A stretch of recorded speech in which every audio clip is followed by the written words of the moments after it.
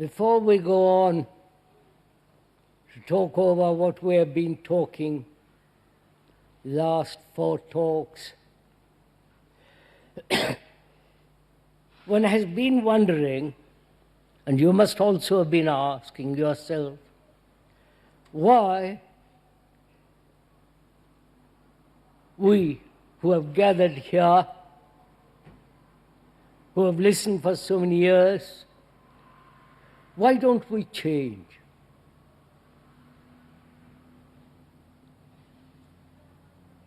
What is the root cause of it? Is there one cause or many causes?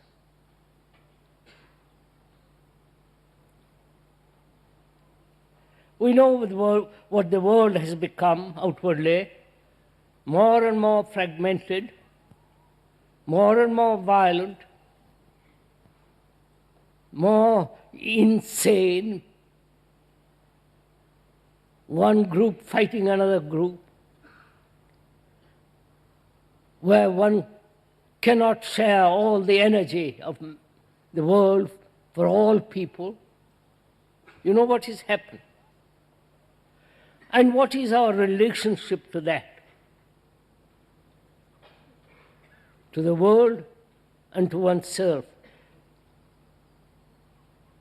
Are we separate from all that? If we are, which I question, if we are we so very radically different from the world about us? The competing gurus, the competing religions, the contradictory opposing ideas and so on. What shall we do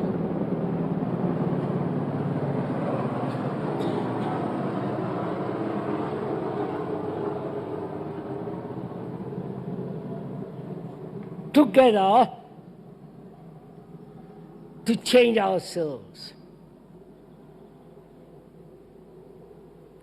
I'm asking this in all seriousness. Why we lead the way our lives as we live, our petty little ideals, vanities, and all these stupidities that we have accumulated. Why is it we go on this way? Is it we are frightened to change?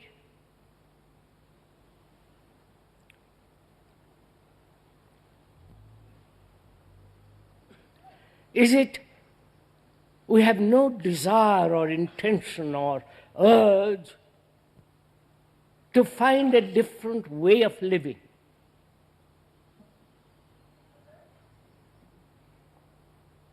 Please ask yourself these questions. I'm asking these questions for you. I'm not asking for myself. Why? What is the essence of this deterioration of the human mind? And therefore, the disintegration in action.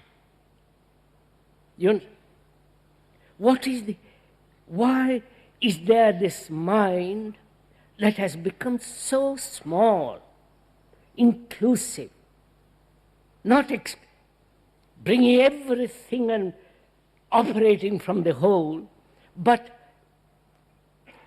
living in a small little courtyard? What is the root of it?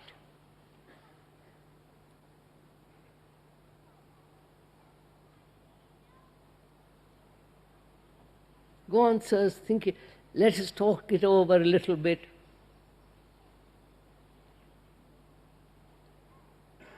The other day, you were asking, Why is it that I have heard you for 52 or 40 years and I have not changed at all? There have been little changes, modifications. Perhaps I'm no longer a nationalist, no longer belongs to any particular organized group of religious thinking, doesn't superficially belong to any sect, to any guru, to any all that circus that goes on. But deeply, one remains more or less the same. Perhaps more refined, the self-centeredness is little less active, less aggressive, more refined, more yielding, little more considerate, but the root remains. Have you noticed this? Why? We are talking about the eradication of that root, not this peripheral frills and the peripheral clipping. We are talking about the very root of one's active, conscious or unconscious egocentrism.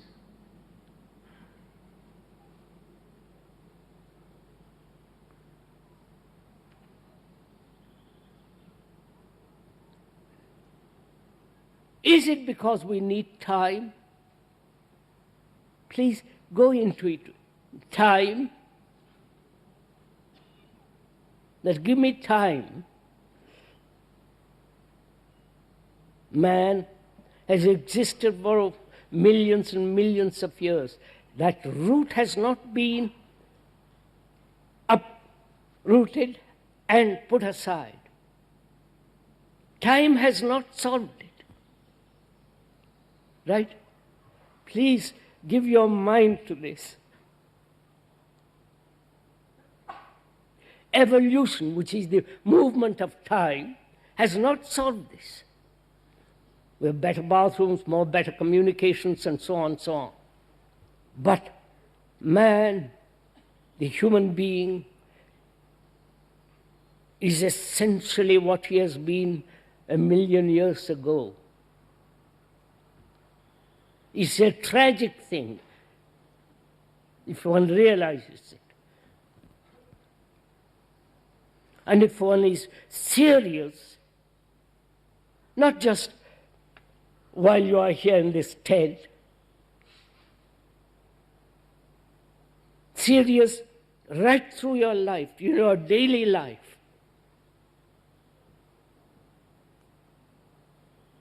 Don't you ever ask, can this self-centered activity with all its problems can ever end?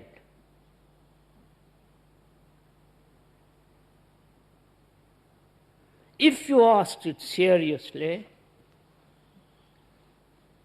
and if one realizes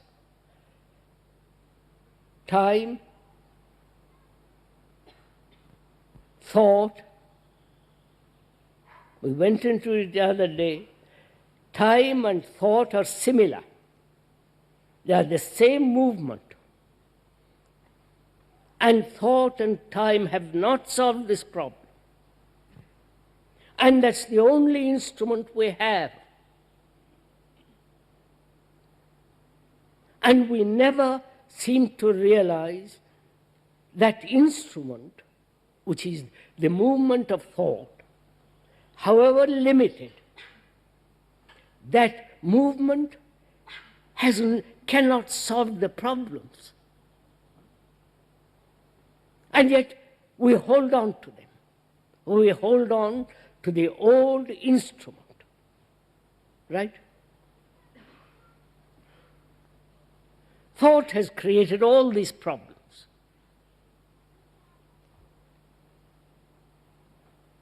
Right? That's obvious. Problems of nationality, problems which war creates, problems of religions. All that is the movement of thought which is limited. And that very thought has created this center. Right? Obviously. And yet, we don't seem to be able to find a new instrument. Right? We don't find a new instrument. But as we cannot let go the old instrument,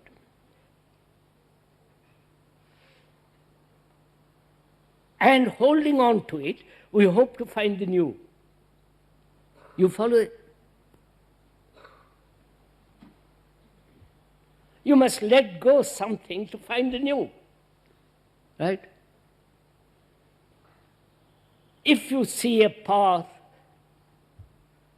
leading up to the top of the mountain, it doesn't lead you up there, you investigate. You don't stick to that path. So when asked, what is it? Why is it that human beings are so incredibly stupid?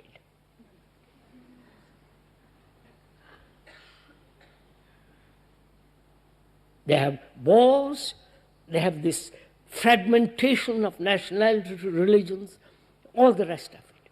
And yet they live in this miserable, unhappy, quarreling, conflict, strife. You follow? Now, what will make a human being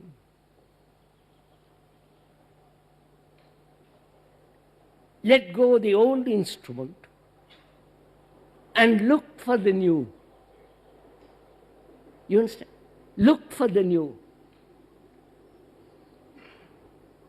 Is it that we are lazy?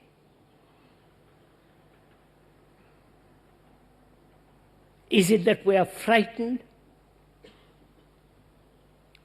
Is it, if I let go this, will you guarantee the other? You understand? Which means one has lived with this limited thought, and one thinks one has found security in there and is afraid to let that go, and it's only when there is abandonment of the old you can find the new. Obviously. So is it we're asking, is it fear?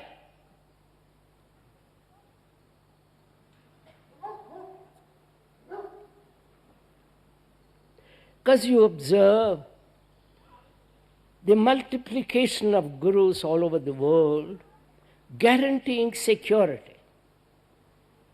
Do this, follow this, practice this, and you will have something at the end of it. That is, reward. The promise of a reward has a certain fascination, and the hope you will find in that security. But when you examine it a little more closely and not so gullible, not swallow the whole thing the other fellow says, then you find very clearly that the reward is the reaction of punishment.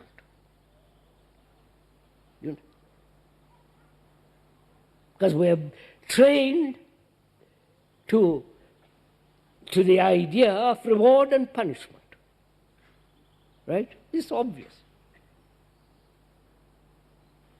So to escape from punishment, which means pain, grief and all that, we search a reward and hope thereby, in that, to find some kind of security, some kind of peace, some kind of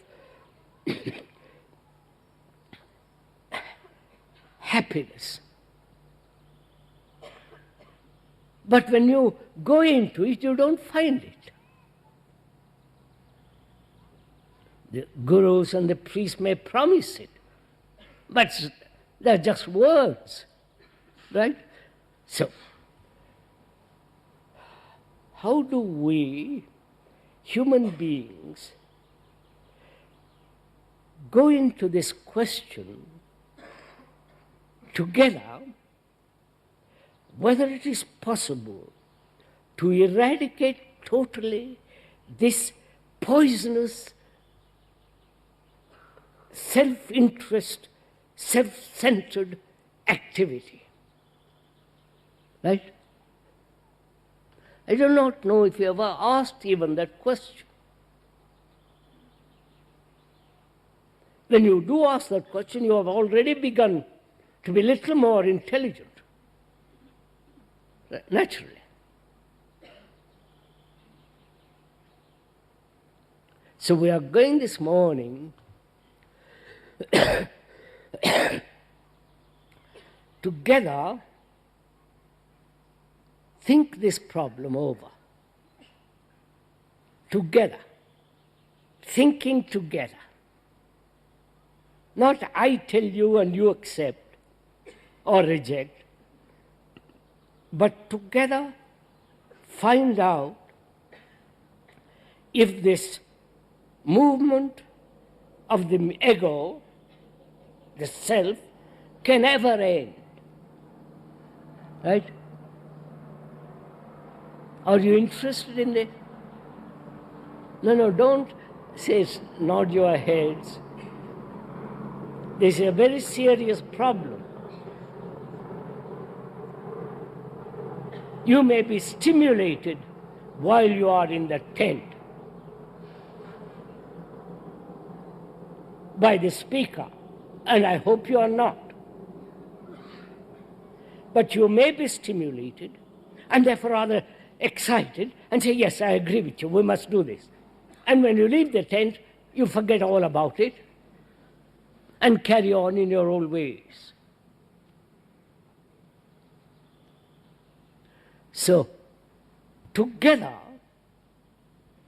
you putting aside your particular prejudice, your particular gurus, your particular conclusions, together we are going to investigate this question.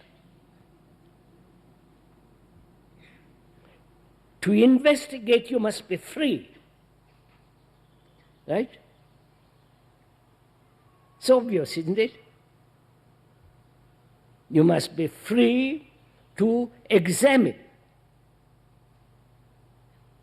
You must be free from those blocks which impede your examination.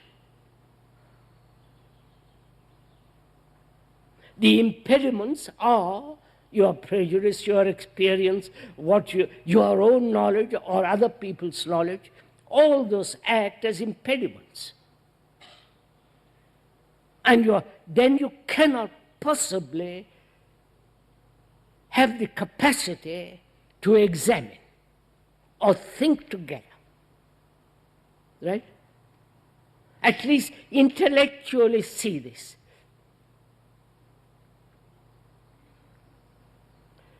The speaker has none of these problems. He has no prejudice, no belief. Finished.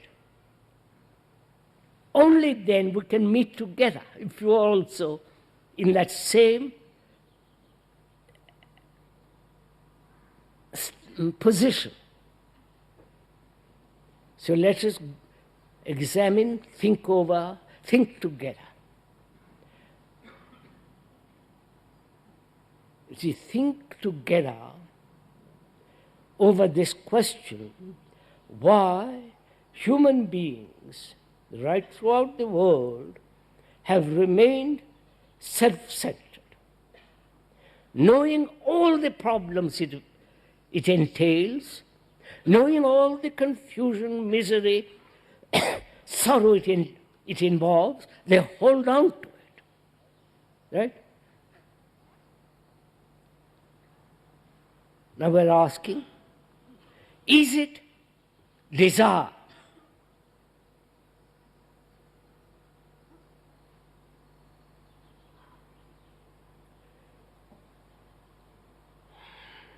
You know what desire is? We are asking, is it the root of this self-centered activity, desire?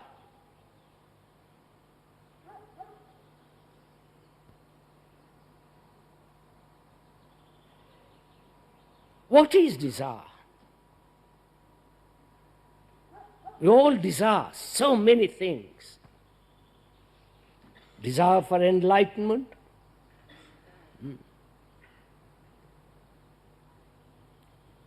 desire for happiness, desire for good looks, desire for what?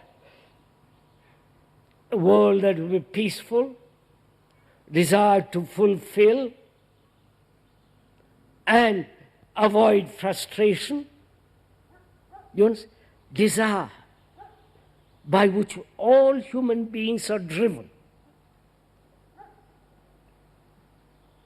Do you follow this? We are asking, is that one of the root causes of this self-centered existence, with all its confusion and misery? And religions throughout the world have said you must suppress desire, right? You must become a monk in the service of God, and to attain that supreme thing, you must have no desire. You understand? This has been the constant repetition of all the so-called religious people in the world.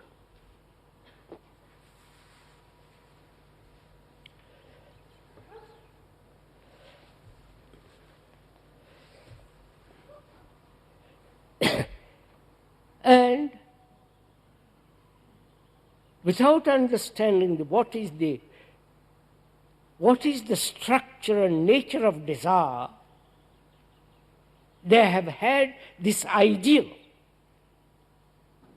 that to serve the highest principle Brahman in India, God or Christ in this world, in Christian world, or other forms of religious sectarian nonsense, suppress, control, dominate desire. Right?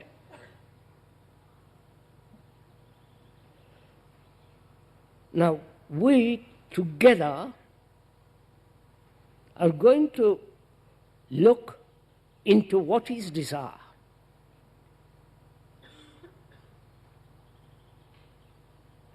Now, when you examine what is desire, please listen carefully.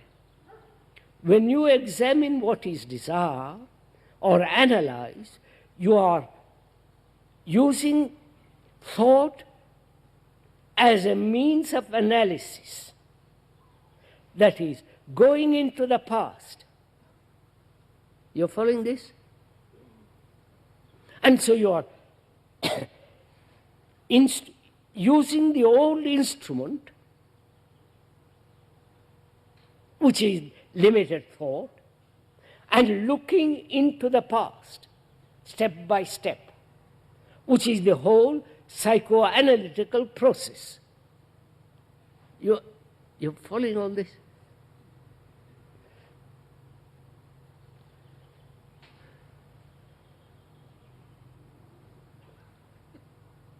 But to examine desire, you must see the actuality of it, not step it back.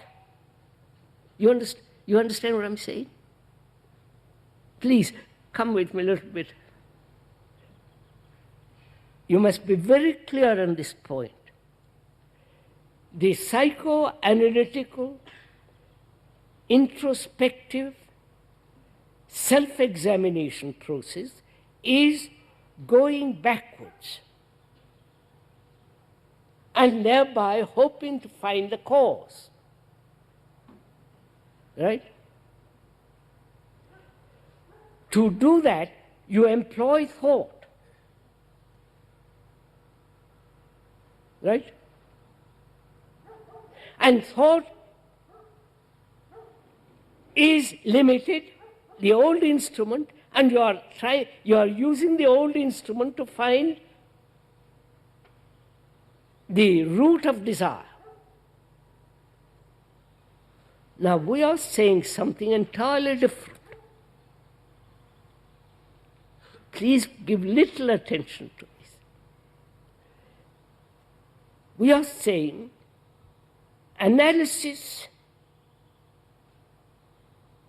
by oneself or by the professional doesn't lead anywhere unless you're slightly neurotic and all the rest of it. That may be little helpful. Perhaps we're all slightly neurotic.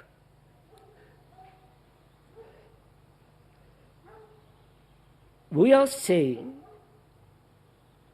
observe the nature of desire. Don't analyze, just observe. You understand the difference?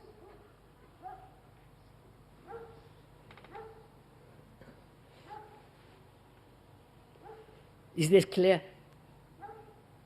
I'm going to show it to you. See, must everything be explained?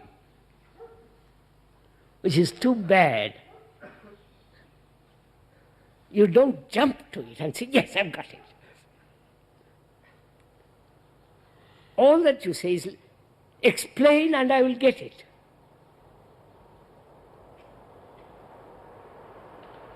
Explain the whole.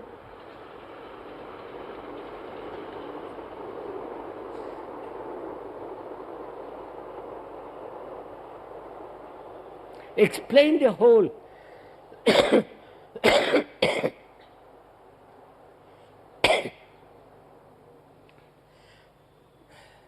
The whole movement of desire, employ the words, correct words, describe it precisely,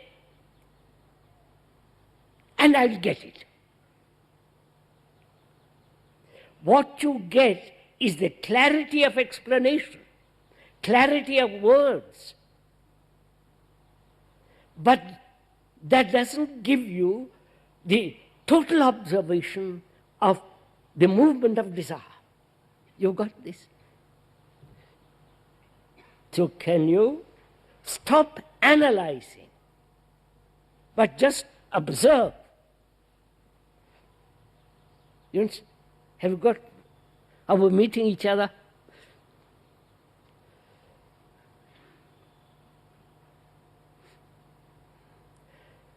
One can describe the beauty of the mountain.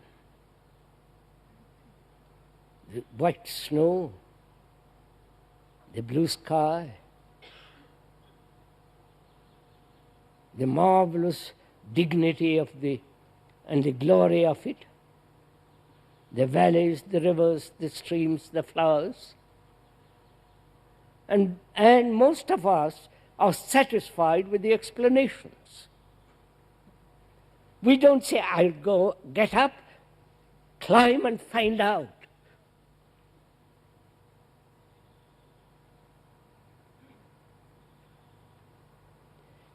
We are going to this question of desire very carefully, not the movement of tracing it back and thereby hoping to find the nature of desire. You understand? But actively together look at it.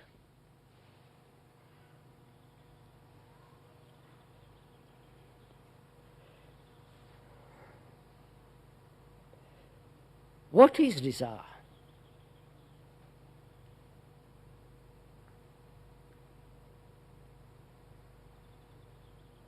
Look at it yourself. Together we are doing it. What is desire?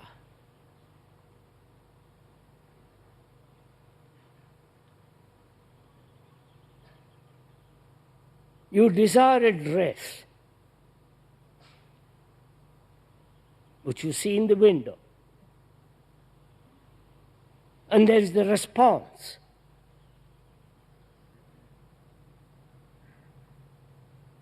You like the color, the shape, the fashion.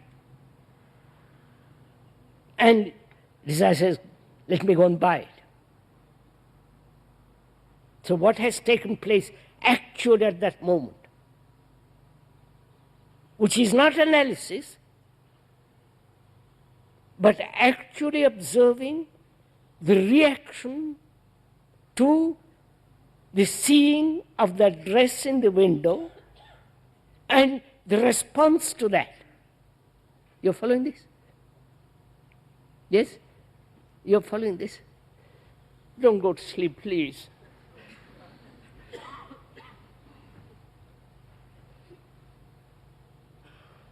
You see that dress, you like the color, you like the fashion. What has taken place there? You observe, there's the sensation, right? Then, yes, there is contact, you touch it. Then desire arises through the image you have, which thought has built, you putting on that dress, right? You understand this? Seeing, sensation, contact, then thought, imagining that dress on you, and then desire. You follow this? No, not follow me. The fact of it. I've only given an explanation, the words. But the actual response, we are talking, the actual response, the seeing, contact, sensation, thought, imagining that dress on you, and desire is born. You understand? Have you got this? No, no. Yours, not mine. Now follow this carefully. The moment thought creates the image, from that image desire is born. Right? You understand this? Please understand this. Oh, I'm tired.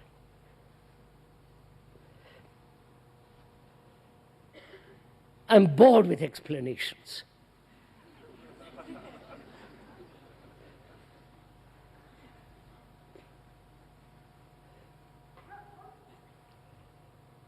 I'll stick to that dress or the shirt. You see that there's perception of that in the window, the seeing, the visual, optic response. Then go inside, touch the material. Then thought says, how nice it would be if I had it. And imagine that you are wearing it. That is the moment of desire.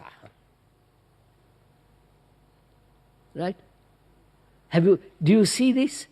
Actually, not my explanation and through the explanations you see. Is it clear? That you yourself observe the happening.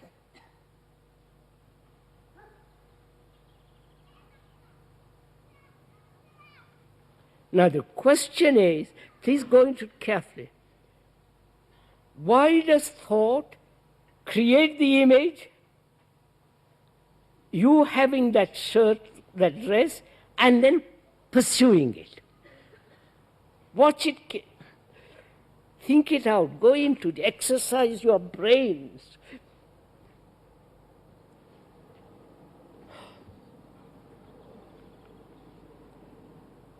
One sees a blue shirt. Then you see it, go and touch it, feel the material. Then thought comes and says, how nice. Now, the question is, can thought abstain itself from creating the image? You understand my question? I'll explain. I'll go into it.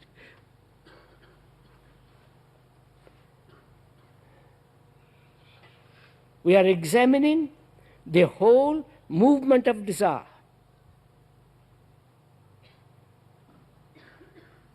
Because we're asking, is desire the very root of this self-centered, egotistic existence?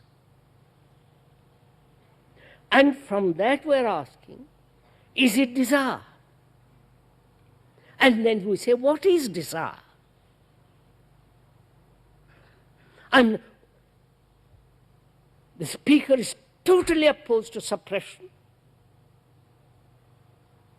because that doesn't solve the problem. Totally say, don't run away from it into a monastery, into taking vows and all kinds of things. That's merely avoidance. But what we are saying is, examine it, look at it. Not analytically, but as it is taking place. Observe. The observation shows the optic response to the blue dress, blue shirt, the contact inside, going to the shop, touching the material. Then thought creates the image and desire is born. It's only when thought creates the image, desire comes into being. Otherwise it does not.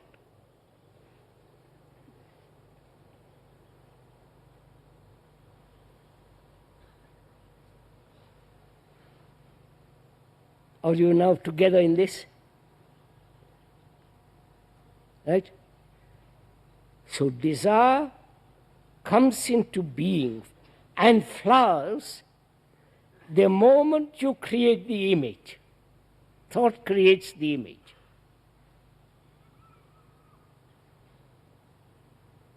You have had a pleasant experience, sexual or whatever you have, and it has created an image, a picture, and you pursue it.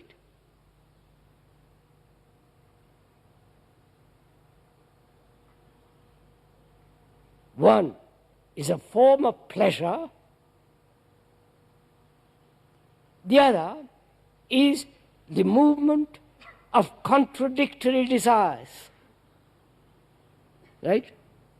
You desire that dress and then or desire great success, and so on and on and on.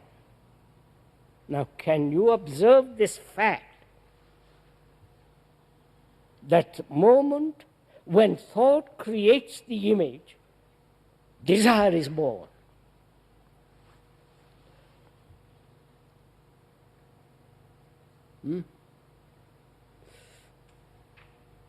Are you aware of this? Do you see actually as it happens how thought creates through its image, through its imagination,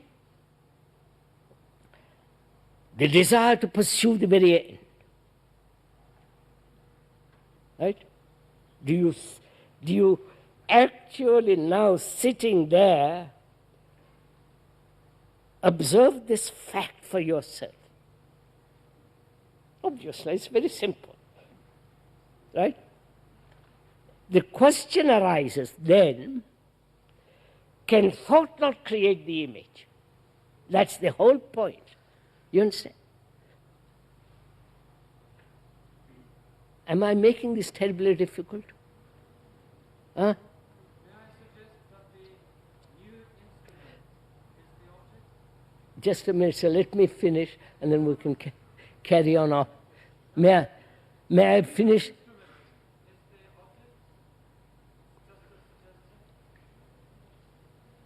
May I finish what I'm saying? And then you can ask questions if there's time. And we have 5 discussions after the talks are over. Then you can bully me. So till then, have patience.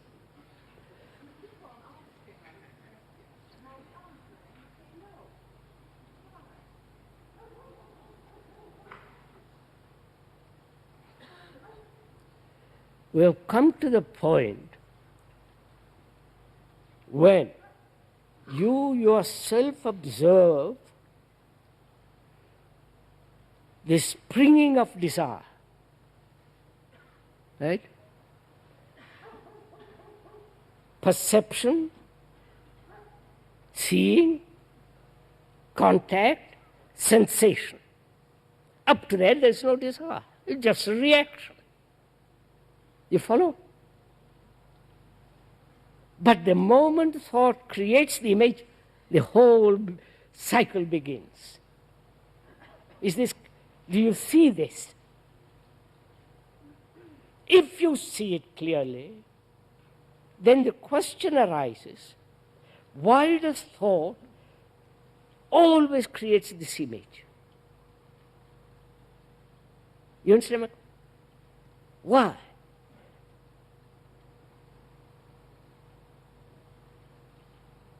You see a shirt, red, blue, white, whatever it is, instantly like and dislike, which is the thought, has its previous experiences, liking, and so on. So, can you observe the blue shirt, dress in the window, and realize the nature of thought and see that the moment when thought comes in, the problem begins.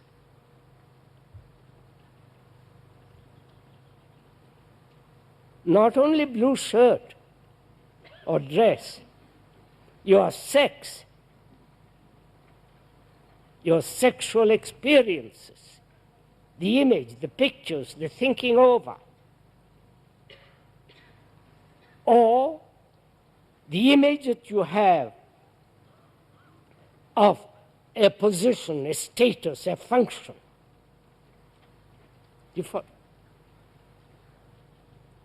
So desire is that. So can you observe without the inflaming desire come into being? You understand my question? Go into it. You will see it. You can do it. That is the new instrument, which is to observe.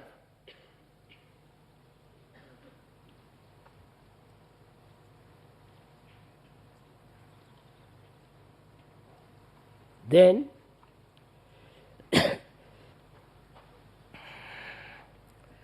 does desire for security, for the same thing? Security in terms of big house, little house, bank account, which may be necessary, and also security, desire is created about oneself, the image that you have about yourself, and the fulfillment of that image in action. In that is involved many kinds of frustrations. And in spite of the frustrations, in spite of conflicts, misery, desire pursues. Because thought is always creating the image where there is sensation involved. Right? I wonder if you see this.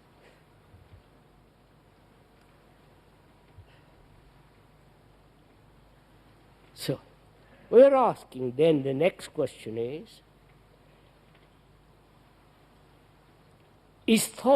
desire responsible for fear?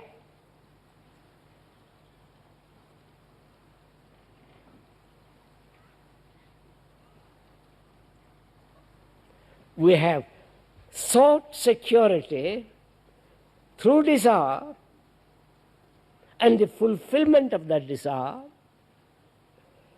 in God, in what psychologically, I don't want to go on and on about this beastly stuff. And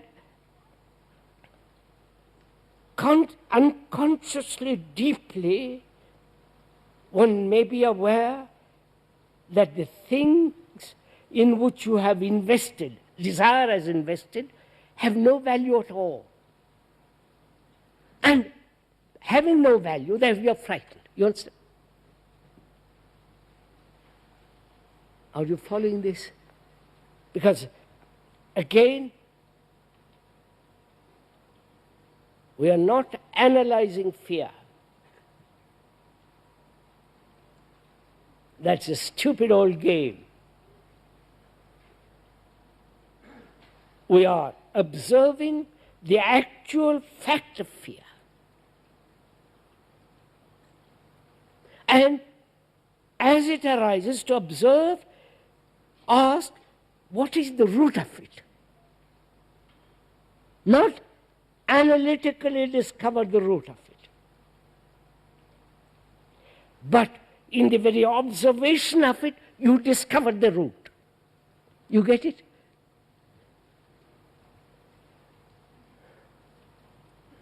Are you following all this? Huh? Are you married? You seem rather doubtful. I'm going to go into this. Man has accepted and lived with fear,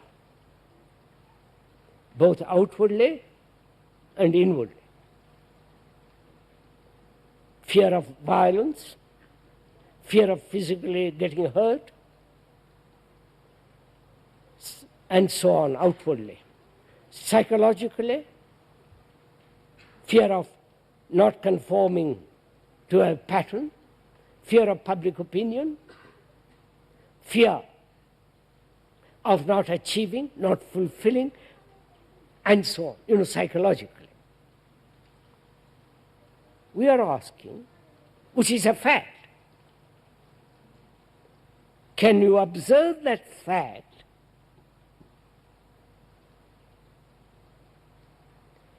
without the analytical mind operating on the fact, and observe the whole movement of fear as it exists?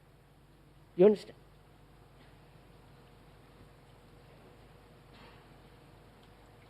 Or getting tired? 10 minutes more, bear up with it.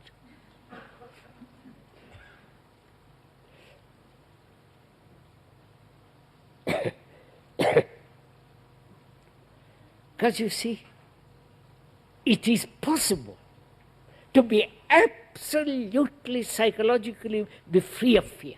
Absolutely. Don't accept my word for it. It's not your life is not mine, yours. You have to find this out.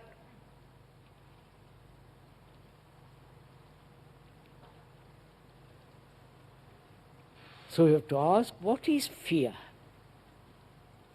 Has its roots in desire? Go into it slowly, don't say no. Go into it. Desire being what we have said. Thought creating the image and then pursuing that image, and might fulfill, might not. You follow? If it fulfills, there is no fear. Or at least there are other calamities involved in it. But when there is no fulfillment, there is frustration and the fear of not being able to fulfill. You understand? I mean, this whole complex sexual fulfillment, which apparently the world is now just discovering it and making a lot of noise about it. Promiscuous and all the rest of it. So we are asking, is fear the product of desire?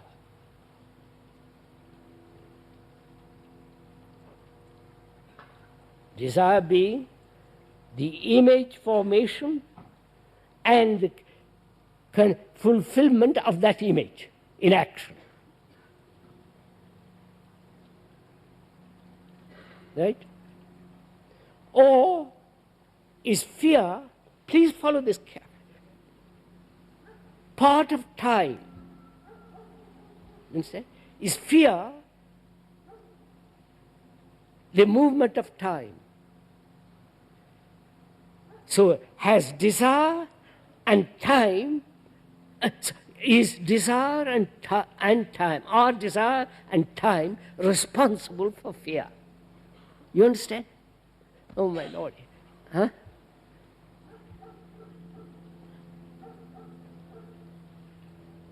I'll explain, go slowly.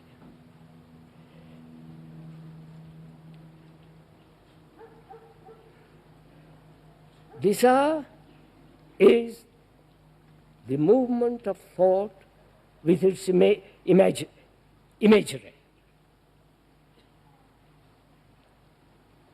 That is the movement of thought creating the image and the movement of that image, which is time. Right? No? Not chronological time, psychological time. And we are asking, is time responsible also for fear? The time of desire, I'm getting it. You get it?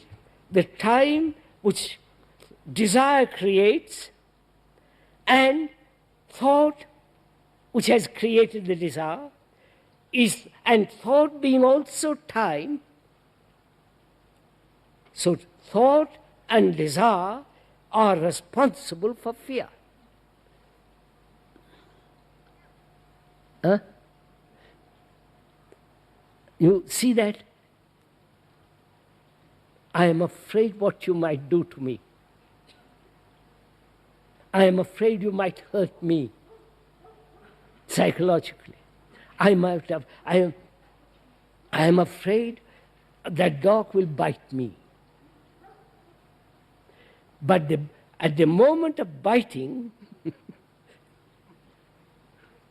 time has come to an end. You understand? It is only the dog might bite me. I have created the image, thought has created the image, that thought biting, which is time, in the future. You're following all this? So desire has its future, and time is naturally future. The past, present, and future.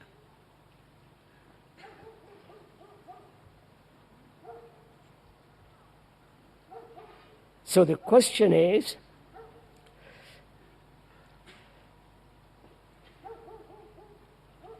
can thought realize its own movement, creating fear? You understand? Thought realizing its own nature.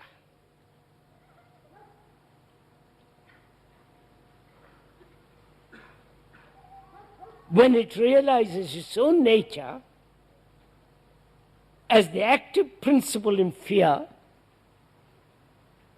what takes place? There is only then what is actually happening. I wonder if you see that. Do please come. Because it would be worthwhile if we could think together about this matter. Because then you would leave the tent without having understood the movement of fear and realizing the nature of desire and the nature of limited thought, creating time, which is fear. You understand? Do you realize it, or have you merely accepted the words? You understand? If you realize it, the thing is over. There are no gurus, gone, all that nonsense.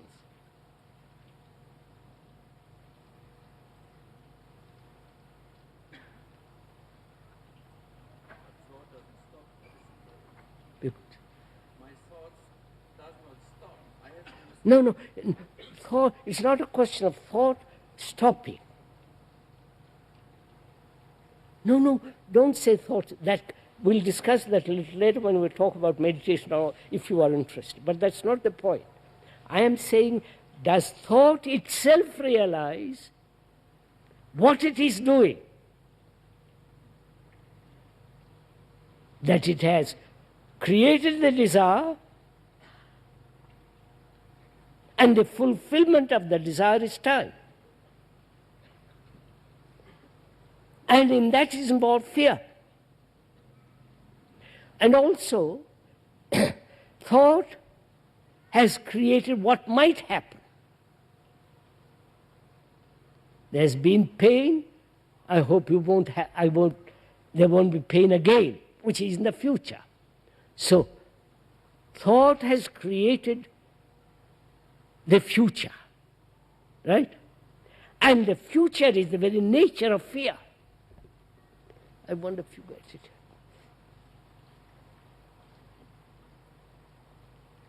Look, sir, if I die instantly, there's no fear. If I have an immediate heart attack, gone, there's no fear. But my heart is weak, I might die, which is the future. The future is the movement of fear. Get it? See the truth of it, not your conclusion. Not your saying, yes, I see it. The truth of it. Then that very truth operates. You don't have to do a thing.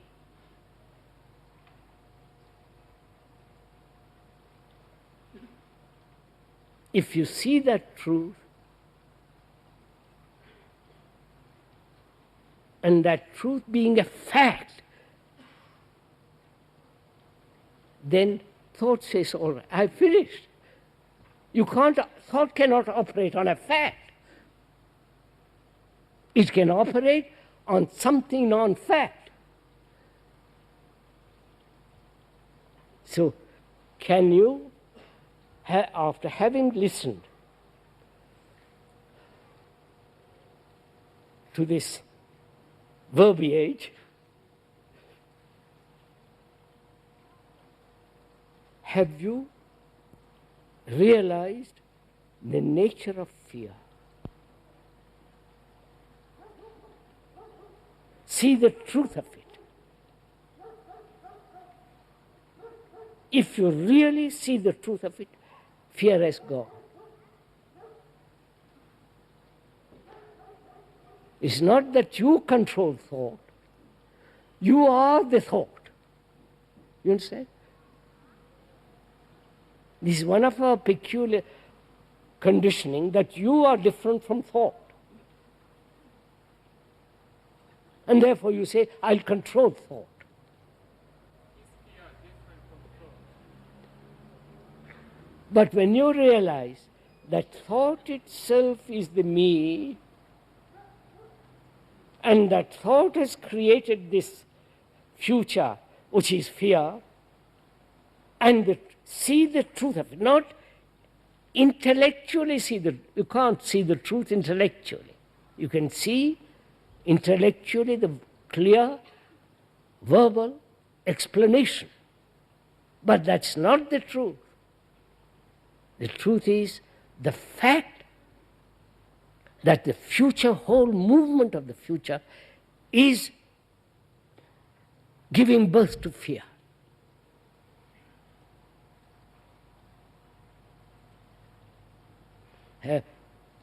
Now, you have listened to this, perhaps in different ways, and different explanations on different occasions, and you are gathered here again, and you have listened this morning to a very clear explanation, which is not analysis, and are you free of fear? That is the test.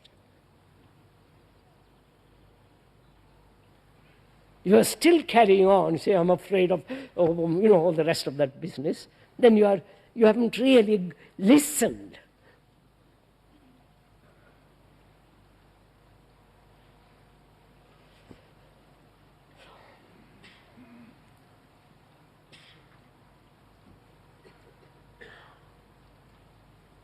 May we continue with this on Thursday day after tomorrow morning. May we